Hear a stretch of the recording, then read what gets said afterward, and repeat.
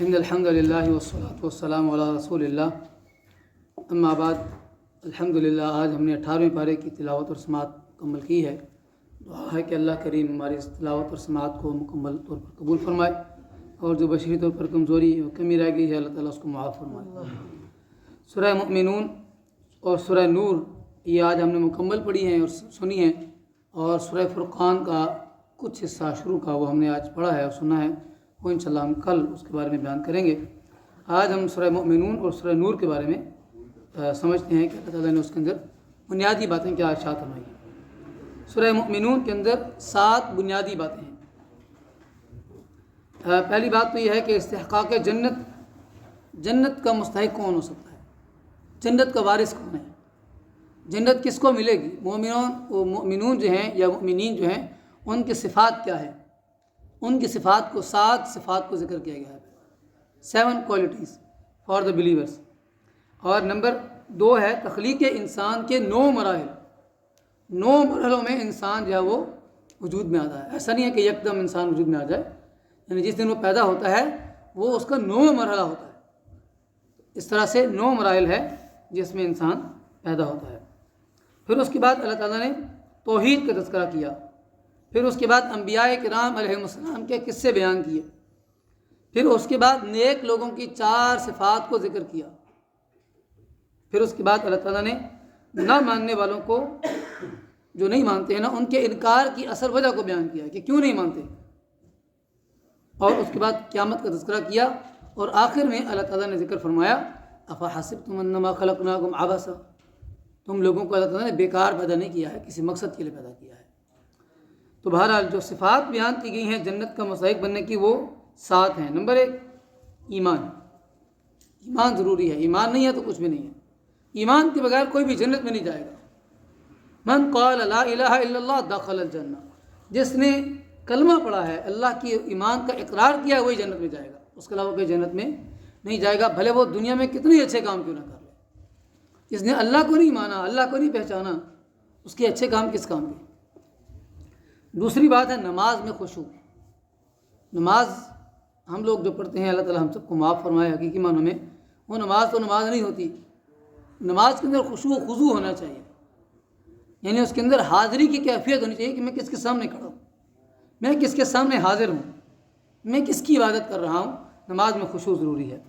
Number 3 لغو کاموں سے اعراض کرنا، ہر وہ کام جو آپ کو اصل مقصد سے ہٹا دے، اصل منزل سے دور کر دے، اس لغو کام سے، فضول کام سے اپنے آپ کو دور کر لینا۔ چوتھی چیز ہے زکوٰۃ ادا کرنا۔ 5ویں چیز ہے پاک دامنی، اپنے آپ کو پاک دامن رکھنا، یعنی کوئی بھی غلط کام نہیں کرنا اپنی خواہشات کو پورا کرنے کے لیے۔ 6ٹھی چیز ہے امانت داری، امانت جو ہے وہ پورا کرنا، اور آخر میں امانت داری اور وعدوں کو پورا کرنا دونوں بیان کیے گئے ہیں، اور اس کے بعد پھر نمازوں کی حفاظت بیان کی گئی ہے۔ شروع میں ہے نمازوں میں خشوع، آخر میں ہے نمازوں کے اندر نمازوں کی حفاظت، کہ نماز پڑھ کے اس کو ضائع نہیں کرنی۔ لوگ نماز پڑھتے ہیں، بیٹھ جا کے پھر جھوٹ بولنا شروع کرتے ہیں۔ لوگ نماز پڑھتے ہیں، پھر جا کے بے حیائی کے کام کرنے شروع کر دیتے ہیں۔ لوگ نماز پڑھتے ہیں، جا کر پھر دھوکہ دیتے ہیں، پھر غصہ کرتے ہیں، پھر لوگوں کے ساتھ بدتمیزی کرتے ہیں، پھر لوگوں میں وہ فساد برپا کرتے ہیں۔ تو اس چیز سے منع کیا گیا ہے۔ نماز شروع میں بھی نماز، آخر میں بھی نماز، کیونکہ گویا کہ نماز ہی ہے کہ جو یہ صفات پیدا کرتی ہے۔ جو نماز یہ صفات پیدا نہ کرے اس کے بارے میں سوچنا چاہیے کہ میں وہ نماز پڑھ بھی رہا ہوں کہ نہیں پڑھ رہا۔ یہ تو ہوگی پہلی بات۔ پھر اس کے بعد تخلیق انسانی کے 9 مرحلے ہیں۔ 9 مرحلوں کے اندر انسان پیدا ہوتا ہے۔ پہلا مٹی، پھر منی، پھر جمع ہوا خون، پھر لوتھڑا، پھر ہڈی، پھر گوشت کا لباس، پھر انسان، پھر موت، پھر دوبارہ زندگی، آخر وقت تک نا، جب تک انسان اللہ تعالیٰ کے پاس جا کر پہنچے گا۔ تو یہ کتنے مرحلے ہیں؟ 9۔ یہ 9 مرحلے ہیں جس کے اندر انسان جو ہے وہ اللہ تعالیٰ کے پاس پہنچے گا۔ پھر اس کے بعد توحید، فرمایا کہ آسمانوں کی تخلیق، بارش، غلہ، چوپائے اور ان کے منافع، جتنا کچھ بھی ہے سارے کا سارا کس بات پر آپ کو رہنمائی دیتا ہے، گائیڈ کرتا ہے؟ اللہ کی طرف، اللہ کی وحدانیت کی طرف۔ ونس آف گاڈ، اللہ تبارک تعالیٰ ایک ہی ہے جس نے پوری کائنات کے نظام کو چلایا ہوا ہے، اللہ کے ساتھ کوئی شریک نہیں ہے۔ اس کے بعد فرمایا انبیاء کرام، حضرت نوح علیہ السلام کا قصہ، ان کی کشتی کا ذکر، حضرت موسیٰ اور ہارون علیہ السلام کا ذکر، پھر حضرت عیسیٰ علیہ السلام اور ان کی والدہ حضرت مریم کا ذکر، اور پھر اس کے بعد فرمایا نیک لوگوں کی 4 صفات ہیں۔ ان الذین ہم من خشیت ربہم مشفقون، وہ اللہ تعالیٰ کے خوف کا دل کے اندر احساس رکھتے ہیں۔ والذین ہم بآیات ربہم یؤمنون، اللہ کی آیتوں پر ایمان رکھتے ہیں۔ والذین ہم بربہم لا یشرکون، وہ کبھی بھی شرک نہیں کرتے، ریاکاری نہیں کرتے۔ والذین یؤتون ما آتوا وقلوبہم وجلۃ انہم الی ربہم راجعون، اور نیکیوں کے باوجود دل ہی دل میں ڈرتے رہتے ہیں کہ بھئی لوٹ کے تو اللہ کے پاس جانا ہے۔ اگر اللہ نے نیکیاں منہ پہ مار دی پھر کیا کرو گے؟ ہماری نیکیاں تو اس قابل ہیں ہی نہیں، تو ڈرتے بھی ہیں، نیکیوں پر اتراتے نہیں ہیں۔ اصل بات یہ ہے کہ یہ نہیں ہے کہ انسان نیکی کرنا چھوڑ دے، یعنی نیکی کر کے نا غرور نہیں کرتے کہ بس میں تو بڑا نیک آدمی ہوں، میں تو بڑا نمازی آدمی ہوں، تو بڑا جو ہے نا پرہیزگار آدمی ہوں، وہ نیکی کر کے اکڑتے نہیں ہیں۔ یہ 4 صفات جو ہے وہ بیان کی گئی ہیں۔ اس کے بعد فرمایا کہ نہ ماننے والوں کے انکار کی اصل وجہ کیا ہے؟ اصل وجہ یہ ہے کہ آپ ان سے جو بات کہتے ہیں نا کہ یہ حق بات ہے، وہ ان کی خواہشات کے خلاف ہے، ان کے نفس کے خلاف ہے، اس لیے وہ اس کا انکار کرتے ہیں کہ اگر ہم اس کو مان لیں گے اپنی خواہش چھوڑنی پڑ جائے گی۔ یعنی نہ وہ اس بات سے ڈرتے ہیں کہ بھائی آپ کوئی نئی بات لے کر آئے ہیں، نہ وہ آپ کے اعلیٰ اخلاق وہ ان سے پوشیدہ ہیں، ان سے کچھ چھپے ہوئے ہیں کہ اللہ کے نبی کتنے اعلیٰ اخلاق کے حامل تھے، اور نہ یہ بات کہ سچی مچی وہ آپ کو مجنون سمجھتے ہیں۔ وہ مجنون نہیں سمجھتے، وہ آپ سے فیصلے کرواتے ہیں آ کے، مجنون کیسے سمجھ سکتے ہیں؟ صرف بس بات اتنی ہے، انکار اس لیے کرتے ہیں کہ اگر ہم نے اللہ کے نبی کی بات کو مان لیا اپنی بات چھوڑنی پڑ جائے گی، اپنی بات چھوڑنی پڑ جائے گی۔ سب سے بڑی قربانی تو یہی ہوتی ہے انسان کی کہ انسان اپنی بات کو چھوڑ دے، اللہ اور اس کے رسول کی بات کو قبول کر لے۔ پھر اس کے بعد آخر میں قیامت کا ذکر ہے کہ روز قیامت جس کے اعمال کا ترازو وزنی ہوگا وہ کامیاب ہے، اور جس کے نیک اعمال کا ترازو ہلکا ہوگا وہ ناکام ہے۔ اور فرمایا کہ افحسبتم انما خلقناکم عبثا وانکم الینا لا ترجعون، کیا تم نے یہ سمجھ لیا ہے کہ ہم نے تم کو بیکار پیدا کیا ہے اور تم کو ہمارے پاس لوٹ کر نہیں آنا ہوگا؟ یہ تمہاری غلط فہمی ہے، اپنی اس غلط فہمی کو دور کرو، اپنی زندگی کے مقصد کو پہچانو تاکہ تمہیں پتہ چلے کہ تمہیں پیدا کس مقصد کے لیے کیا گیا ہے۔ اور آخر میں دعا سکھائی گئی ہے، رب اغفر وارحم وانت خیر الراحمین، اے اللہ ہمیں بخش دے، اے اللہ ہم پر رحم فرما، اور اے اللہ تو ہی سب رحم کرنے والوں سے بڑھ کر رحم کرنے والا ہے۔ یہ دعا یاد کر لیں، رب اغفر وارحم وانت خیر الراحمین۔ یہ دعا انشاءاللہ ہم آخری عشرے میں یاد بھی کریں گے۔ اس کے بعد سورہ نور، سورہ نور کے اندر 16 آداب ہیں، احکام ہیں۔ یہ سورۃ الاحکام بھی کہی جاتی ہے، اس کو سورۃ الآداب بھی ہے۔ اس کے اندر انسان کو سوسائٹی میں رہنے کے لیے، گھر میں بیوی کے ساتھ کیسے رہنا ہے، بیوی اگر خیانت کرے تو اس کے ساتھ کیا معاملہ کرنا ہے، بیوی اگر آپ کے ساتھ چیٹ کر رہی ہے تو کیا کرنا چاہیے، اس کا طریقہ کار کیا ہے، پھر جو زنا کرتے ہیں ان کے لیے کیا حکم ہے، پھر جو لوگ پاک دامن عورتوں کے اوپر الزام لگا دیتے ہیں ان کے لیے کیا سزا ہے، اور اس کے بعد پھر بڑا واقعہ حضرت سیدہ عائشہ صدیقہ رضی اللہ عنہا، ان کے اوپر منافقین نے الزام لگایا تھا، اس کا ذکر کیا ہے۔ پھر ان کے اوپر جو الزام لگانے والے لوگ تھے ان کو سزا بھی دی گئی، ان میں کچھ مخلص مومن بھی تھے اور زیادہ تر اس میں منافقین تھے۔ اور اس کے بعد پھر گھروں میں جانے کے آداب بتائے گئے، پھر عورتوں کو بتایا گیا کہ تم اپنے پردہ کیسے کرنا ہے، اور کن کے سامنے پردہ کرنا ہے اور کن کے سامنے تمہیں پردہ کرنے کی ضرورت نہیں ہے، ان رشتوں کا ذکر کیا گیا ہے۔ پھر اس کے بعد بتایا گیا کہ تم نے چلنا کیسے ہے، عورتوں کو چلنے کا طریقہ بتایا گیا ہے کہ بازار میں یا راستے میں چلتے ہوئے جانا کیسے ہے، اور کون سے اوقات ایسے ہیں کہ جس کے اندر بچے بھی اپنے والدین کے کمرے میں پرمیشن لے کر جائیں گے، اجازت لے کر جائیں گے، والدین کے کمرے کے اندر بھی اپنے ڈائریکٹ نہیں جا سکتے، اجازت لے کر جائیں گے۔ اور اس کے بعد پھر آخر میں اللہ تعالیٰ نے یہ فرمایا کہ بھئی کھانا دعوت وہ تم کس کس کے گھر جا کے کھا سکتے ہو، ساری باتیں بتائی اسی صورت کے اندر۔ تو شروع کرتے ہیں، اللہ تعالیٰ نے شروع میں فرمایا ہے کہ زانیہ عورت اور زانی مرد ان کو 100 پھڑے لگائے جائیں گے، ان کو کیا کیا جائے گا، اگر تو غیر شادی شدہ ہیں تو ان کو 100 کڑے لگائے جائیں گے، اور اگر شادی شدہ ہیں تو حدیث کی روح سے ان کو رجم کیا جائے گا، ان کو کیا کیا جائے گا؟ رجم، ان کو موت کی سزا دی جائے گی، پتھروں سے مارنے کی سزا۔ پھر فرمایا کہ جو زانی ہے نا، زنا کرتا ہے کسی عورت سے، پھر کہتا ہے کہ یہ عورت تو میرے کام کی نہیں ہے، تو عورت 2 نمبر ہے، کہتا ہے کہ مجھے کوئی پاکیزہ رشتہ چاہیے۔ نا، تم نے جس کے ساتھ منہ کالا کیا نا، اسی کے ساتھ جا کر رہو۔ الزانی لا ينکح الا زانیۃ او مشرکہ، تم نے جس کے ساتھ زنا کیا نا، اسی کے ساتھ جا کر رہو، اب باقی سوسائٹی کو جا کر گندہ نہ کرو۔ اور جو زانیہ عورت ہے وہ بھی زانی مرد سے جا کر نکاح کرے گی، الا کہ توبہ کر لے۔ اور فرمایا کہ جو پاکیزہ عورتوں کے اوپر تہمت لگاتے ہیں نا کہ یہ فلاں عورت فلاں ہے، ایسی ہے اور ایسی ہے، جب تک وہ گواہ نہیں لے کر آئیں گے ان کو 80 کوڑے مارے جائیں گے۔ کتنے کوڑے مارے جائیں گے؟ 80 کوڑے۔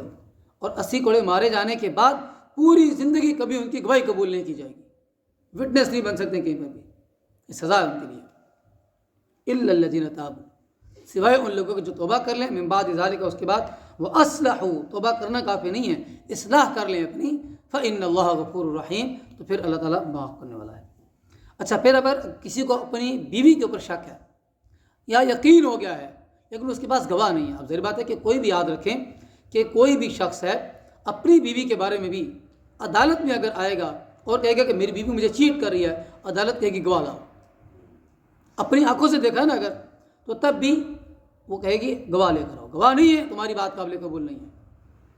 ہاں، اب اگر گواہ نہیں ہے تو لعان اس کو کہتے ہیں۔ لعان کیا ہوتا ہے کہ بھائی وہ 4 مرتبہ قسم کھائے گا کہ وہ سچا ہے، اور 5ویں مرتبہ قسم کھائے گا کہ یہ جھوٹی ہے، یعنی اللہ کی لعنت ہے، جو یعنی اپنے اوپر لعنت بھیجے گا اگر میں جھوٹا ہوں۔ 4 مرتبہ قسم کھائے گا کہ میں سچا ہوں، اور 1 مرتبہ قسم کھائے گا کہ مجھ پر اللہ تعالیٰ کی لعنت ہو اگر میں جھوٹ بول رہا ہوں۔ اور دوسری طرف عورت جو ہے اس کو بھی پورا حق دیا جائے گا۔ وہ یہ بات ہے کہ 4 مرتبہ یہ قسم کھائے گی کہ یہ جھوٹا آدمی ہے، اور 5ویں مرتبہ قسم کھائے گی کہ اگر یہ سچا ہوا تو مجھ پر اللہ تعالیٰ کا غضب نازل ہو جائے۔ اس کے بعد ان کی سپریشن کر دی جائے گی، پھر یہ کبھی بھی آپس میں نکاح نہیں کر سکتے۔ اس کو کہتے ہیں لعان، کہ اگر کسی کو اپنی بیوی پر شک ہے یا یقین ہو گیا ہے کہ وہ اس کو چیٹ کر رہی ہے تو اس کے لیے اس کا طریقہ کار بنا دیا گیا ہے۔ فرمایا کہ یہ اللہ تعالیٰ کا نظام۔ اس کے بعد سیدہ عائشہ صدیقہ رضی اللہ عنہا کے اوپر ایک تہمت لگی تھی، ایک الزام لگایا گیا تھا منافقین کی طرف سے۔ ایک غزوے میں گئیں، وہ پیچھے رہ گئیں، تو صفوان ایک صحابی تھے اللہ کے نبی کے، وہ ان کے ذمہ کام تھا کہ بھی پیچھے اگر کوئی چیز رہ گئی ہو تو وہ دیکھتے دیکھتے آئیں۔ تو انہوں نے دیکھا، اصل میں گئی تھیں رفع حاجت کے لیے، تو اس دور میں جس اونٹ کے اوپر بیٹھی تھیں یا جو ان کی پالکی ہوتی تھی یہ ہلکی پھلکی ہوتی تھی، تو کہاروں نے کہاری جو ڈولی تھی وہ اٹھا کے اونٹ کے اوپر رکھ دی، ان کو پتہ نہیں چلا کہ سیدہ عائشہ صدیقہ اس کے اندر موجود ہے کہ نہیں موجود، تو وہ چلے گئے، قافلہ چلا گیا آگے۔ تو اب سیدہ عائشہ صدیقہ جب واپس آئیں تو دیکھا قافلہ تو چلا گیا ہے، تو ادھر ہی بیٹھ گئی کہ لوگوں کو پتہ چلے گا تو لوگ واپس آئیں گے، ادھر ہی بیٹھ گئی۔ تو صفوان آ گئے، صفوان جو ہے وہ جب آئے تو انہوں نے دیکھا کہ یہ تو اللہ کے نبی کی زوجہ ہیں، تو انہوں نے انا للہ و انا الیہ راجعون پڑھا، اور پھر اس کے بعد انہوں نے اپنی سواری آگے کر دی اور خود پیچھے چلے گئے تاکہ سیدہ عائشہ سوار ہو جائیں۔ جب سوار ہو گئیں تو وہ چلے گئے ان کو ساتھ لے کر، اور جو ہی پڑاؤ میں داخل ہوئے تو وہاں سے دیکھتے ساتھ ہی جو منافقین تھے انہوں نے شور مچا دیا، نعوذ باللہ، تو اللہ کے نبی کی زوجہ ہے اور یہ اس صحابی کے ساتھ آ رہی ہے، اس بندے کے ساتھ آ رہی ہے، نعوذ باللہ، اور غلط باتیں کرنا شروع کر دی۔ اب اللہ کے نبی صلی اللہ علیہ وسلم نے جب باتیں سنی فوراً پہنچے وہاں پر، اور وہ اپنے یعنی وہ آ گئی اپنے گھر میں۔ تو کچھ دنوں کے بعد انہوں نے کہا کہ میں اپنی امی ابو کے گھر جا رہی ہوں، وہ اپنی امی ابو کے گھر چلی گئی۔ پیچھے سے سارا فتنہ شروع ہو گیا، پورے مدینہ کے اندر افواہ انہوں نے پھیلا دی کہ نعوذ باللہ سیدہ عائشہ صدیقہ جو ہے انہوں نے غلط کام کیا ہے۔ اللہ کے نبی بڑے پریشان ہوئے، صحابہ کرام سے جو معاملہ کیا۔ اچھا، مصطح ایک صحابی تھے جو کہ ابوبکر صدیق کے گھر میں کام کرتے تھے، اور وہ بھی افواہ پھیلانے والوں میں شریک ہو گئے۔ تو ایک دن ان کی ماں جو تھی وہ سیدہ عائشہ صدیقہ اپنے ابو کے گھر میں تھی نا، سیدنا ابوبکر صدیق کے گھر میں، تو ان سے کوئی چیز گری یا کوئی معاملہ ہوا تو انہوں نے کہا کہ مصطح تیرا بیڑا غرق ہو جائے، ایسے کوئی بات کی۔ تو وہ کہنے لگے کہ مصطح تو آپ کا بیٹا ہے، اس کے بارے میں اس طرح کی بات کیوں کر رہی ہو؟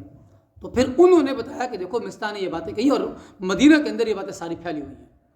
وہ رفع حاجت کے لیے جا رہی تھی تو وہ کہتی ہیں کہ میں جو ہے وہ اتنی پریشان ہوئی کہ میں جس کام کے لیے جا رہی تھی میں وہ بھی بھول گئی، اور مجھے تیز بخار چڑھ گیا۔ اب اللہ کے نبی مجھے پوچھنے کے لیے بھی نہیں آئے، بڑی پریشان۔ میں نے کہا یہ کیا معاملہ ہے؟ وہ کہتی تھی کہ میں اللہ تعالیٰ سے دعا کر رہی تھی کہ اللہ تو ہی اس کا کوئی حل نکال، اور کسی بندے سے میں روتی جاتی تھی اور یہی بات کہتی جاتی تھی۔ ایک دن اللہ کے نبی آئے اور کہا کہ عائشہ بتاؤ اگر کوئی کام ہوا ہے، اس طرح کا معاملہ ہوا ہے تو اللہ تعالیٰ معاف کرنے والا ہے، بتا دو اگر کوئی بات چیت ہے تو۔ کہتے ہیں میں نے منہ پھیر لیا، اللہ کے نبی اٹھ کے چلے گئے۔ کچھ دنوں کے بعد پھر یہ آیات نازل ہوئی، ان الذین جاءوا بالافک عصبۃ منکم لا تحسبوه شرا لکم بل هو خیر لکم۔ یہ ساری آیات نازل ہوئی کہ لولا جاءوا علیہ باربعۃ شہداء، 4 گواہ کیوں نہیں لے کر آئے یہ بات، اگر بات کر رہے تھے تو گواہ لے کر آتے۔ اور مومنوں اور مومن عورتوں کو بھی اس بات پر کیسے اجازت مل گئی کہ وہ اللہ کے نبی کی بیوی کے بارے میں کوئی بات کریں، کوئی بات سنیں اور اس پر یقین کر لیں؟ ان کو کس اجازت دی ہے؟ کیوں نہیں انہوں نے لوگوں سے بات کہی؟ اور پھر اللہ تعالیٰ نے خود براءت ظاہر کر دی اور فرمایا کہ الخبیثات للخبیثین والخبیثون للخبیثات والطیبات للطیبین والطیبون للطیبات۔ جو ناپاک عورتیں ہیں ناپاک مردوں کے لیے ہیں، اور ناپاک مرد ناپاک عورتوں کے لیے ہیں، اور پاکیزہ عورتیں پاکیزہ مردوں کے لیے، اور پاکیزہ مرد پاکیزہ عورتوں کے لیے۔ اور اللہ کے نبی سے بڑھ کر پاکیزہ کون ہو سکتا ہے؟ یہ نکاح بھی اللہ نے کروایا تھا، تو کیا اللہ اپنے نبی کو ایسی عورت دے سکتا ہے کہ جو ایسی ہو؟ کبھی بھی نہیں ہو سکتا۔ فرمایا کہ سب لوگ ان کو پھر کوڑے مارے گئے جنہوں نے الزام لگایا تھا۔ اس میں حضرت نبی اکرم صلی اللہ علیہ وسلم کی ایک سالی بھی تھی، حمنہ بنت جاش، اور یہ مستح بھی تھے، ان کو بھی سزا دی گئی۔ ان مخلص مومنوں کو تو سخت سزا دی گئی اور منافقین کے ساتھ بھی نپٹا گیا۔ تو بات یہ ہے کہ کوئی بھی شخص کسی کے اوپر بھی الزام نہیں لگا سکتا جب تک کہ اس کے پاس دلیل نہ ہو۔ تو بہرحال سیدہ عائشہ صدیقہ فرماتی ہے کہ میں تو سمجھتی تھی کہ بھائی اللہ تعالیٰ نے کوئی اللہ کے نبی کے اوپر وحی آ جائے گی اور بتا دے گا کہ بھائی، لیکن مجھے نہیں بتاتا کہ قیامت تک اللہ تعالیٰ اس قرآن پاک کے اندر وہ آیات نازل فرما دے گا کہ جو قیامت تک پڑھی جاتی رہیں گی اور لوگوں کے لیے اصول بن جائے گا کہ کوئی کسی کے اوپر کسی قسم کی زیادتی نہیں کر سکتا۔ اس کے بعد فرمایا کہ ان الذین یرمون المحصنات الغافلات المؤمنات لعنوا فی الدنیا والآخرہ ولہم عذاب عظیم۔ جو لوگ پاک دامن اور مومن اور بے خبر عورتوں کے اوپر الزام لگاتے ہیں ان کے اوپر اللہ تعالیٰ کی لعنت ہے، دنیا میں بھی اور آخرت میں بھی۔ اور فرمایا کہ پھر یہاں پر یہ بھی بات ہونے گی کہ ان الذین یحبون ان تشیع الفاحشۃ فی الذین آمنوا لہم عذاب علیم فی الدنیا والآخرہ۔ جو لوگ مسلمانوں کے معاشرے میں بے حیائی پھیلانا چاہتے ہیں ان کے لیے بھی اللہ تعالیٰ نے دردناک عذاب تیار کر رکھا ہوا ہے، دنیا میں بھی اور آخرت میں بھی۔ یہ جو میڈیا ہے نا، یاد رکھیے میرے اور آپ کے اس میڈیا چینل سے یا اکاؤنٹ سے کوئی بھی ایسی چیز نکل جاتی ہے جو لوگوں کے اندر فحاشی پھیلانے کا سبب بنتی ہے تو وہ اللہ تعالیٰ کے عذاب کا مستحق بن جاتا ہے۔ پھر اس کے بعد فرمایا گیا کہ کسی دوسرے کے گھر میں اجازت لیے بغیر اور سلام کے بغیر داخل نہ ہوا کرو۔ پھر فرمایا کہ اگر تمہیں کوئی کہے نا تم جاؤ اجازت دینے کے لیے اور آگے سے جواب نہ آئے، یا آگے سے کہا جائے کہ بھئی تم لوٹ جاؤ واپس چلے جاؤ، تو پھر واپس چلے جایا کرو، دل میں کوئی ملال لیے بغیر، کوئی افسوس لیے بغیر واپس چلے جایا کرو۔ ہو سکتا ہے گھر والے کسی ایسے کام میں بزی ہوں کہ وہ آپ کے ساتھ بات نہ کر سکتے ہیں۔ وَإِن قِيلَ لَكُمُ ارْجِعُوا فَارْجِعُوا، اگر تمہیں کہا جائے کہ واپس چلے جاؤ تو واپس چلے جاؤ۔ پھر فرمایا کہ وہ گھر کے جہاں پر کوئی رہتا نہیں ہے، غیر آباد جگہ ہے، وہاں پر اگر تم جاؤ تو کوئی مسئلہ نہیں۔ پھر فرمایا کہ مومن مردوں کو کہو کہ وہ اپنی نظروں کو جھکا کر رکھیں، نظروں کی حفاظت کریں، اپنی شرمگاہوں کی حفاظت کریں، اور یہی بات مومن عورتوں کو بھی کہہ دو کہ وہ بھی اپنی نگاہوں کی، اپنی نظروں کی حفاظت کریں۔ یہ نہیں کہ برقع کیا ہوا ہے تو اب وہ جس کو مرضی دیکھتی رہیں، وہ بھی ان کو بھی چاہیے کہ وہ بھی اپنی نظروں کی حفاظت کریں اور اپنی شرمگاہوں کی حفاظت کریں، اور اپنی زینت کسی کے سامنے ظاہر نہ کریں الا یہ کہ جتنی ظاہر ہو سکتی ہے، جتنی بھی ظاہر، مطلب ہاتھ ظاہر ہو گئے، پاؤں ظاہر ہو گئے، وہ تو ظاہر ایک فطری بات ہے، لیکن اس کے علاوہ وہ اپنی اوڑھنیوں کو اپنے سینوں کے اوپر کر کے رکھیں، اور اپنی زینت کو اپنے شوہر، اپنے والدین، اپنے سسر، اپنے بیٹے، اپنے سوتیلے بیٹے، اپنے بھائی، اپنے بھتیجے اور بھانجے اور عورتیں آپس میں، اور جو مل کے یمین میں ہیں جو غلام ہوتے ہیں، یا وہ لوگ کہ جن کا عورتوں کی طرف میلان نہیں ہے، یا وہ بچے کہ جو ابھی تک عورتوں کے مسائل کو بھی جانتے نہیں ہیں، ان تک جو ہے وہ اپنے سطر کو یا اپنے زیب و زینت کو ظاہر کر سکتی ہیں، ادروائز کسی کے سامنے ظاہر نہیں کر سکتی۔ اور جب چلیں گی تو ان کو چاہیے کہ چلتے ہوئے اپنی زینت کو ظاہر نہ کریں اور زور سے پاؤں مارتے ہوئے نہ چلیں۔ اور فرمایا کہ جو تم میں سے بے نکاح لوگ ہیں ان کو چاہیے کہ وہ نکاح کر لیں اور ان کا نکاح کر دیا جائے، اگر وہ فقیر ہیں اللہ ان کو اپنے فضل سے غنی کر دے گا۔ یہ نہ دیکھیں کہ بچہ میرے اپنے پاؤں پہ کھڑا ہوگا تو میں اس کی شادی کروں گا۔ اس بات اگر بچہ بالغ ہو گیا ہے اور اس کو ضرورت ہو گئی ہے تو آپ اس کی شادی کر دیں. اگر وہ فقیر بھی ہوا اللہ تعالیٰ اپنے فضل و کرم سے اس کو محتاجی سے نکال دے گا. اس کے بعد فرمایا کہ اللہ نور السماوات والارض، اللہ نور ہے آسمانوں کا اور زمین کا. اور اس کے بعد اللہ تعالیٰ نے فرمایا کہ 3 اوقات ایسے ہیں کہ جس میں بچوں کو بھی چاہیے کہ وہ اپنے والدین کے پاس اجازت لے کر جائیں. ایک ہے عشاء کے بعد کا وقت، ایک ہے فجر سے پہلے کا وقت، اور ایک ہے دوپہر کا ٹائم جب آپ آرام کرتے ہیں. یہ 3 اوقات ایسے ہیں کہ جس میں بچوں کو بھی اجازت لے کر جانے کا حکم دیا گیا ہے. اور آخر میں کہا کہ تم اپنے دوستوں کے گھر، اپنے والدین کے گھر، اپنے گھر، اپنے ماؤں کے گھر، اپنے بھائیوں کے گھر، اپنی بہنوں کے گھر، اپنے چچا کے گھر، اپنی پھپھی کے گھر، اپنے ماموں کے گھر، اپنے خالہ کے گھر، اور جو تمہارے دوست احباب ہیں ان کے پاس تم جا کر کھانا وغیرہ کھا سکتے ہو، تمہیں کوئی حرج نہیں ہے. اور فرمایا کہ جو مومن ہیں اصل میں وہی ہوتے ہیں کہ جو اللہ پر ایمان لائیں، اس کے رسول پر ایمان لائیں. اور رسول کو ایسے نہ پکارا کرو جیسے تم آپس میں ایک دوسرے کو پکارتے ہو. ہمیشہ ادب اور آداب کے ساتھ پکارا کرو تاکہ ادب کا خیال رہے، ورنہ کہیں ایسا نہ ہو کہ تمہیں پتہ بھی نہ چلے اور تمہارے سارے اعمال ضائع ہو جائیں. اللہ تعالیٰ سے دعا ہے کہ اللہ تعالیٰ ہمیں عمل کرنے کی توفیق. اللہم صلی علی محمد وعلی آل محمد وبارک وسلم وصلی علیہ. ربنا آتنا فی الدنیا حسنہ وفی الآخرۃ حسنہ وقنا عذاب النار. صلی اللہ علی النبی الکریم وعلی آلہ واصحابہ اجمعین برحمتک یا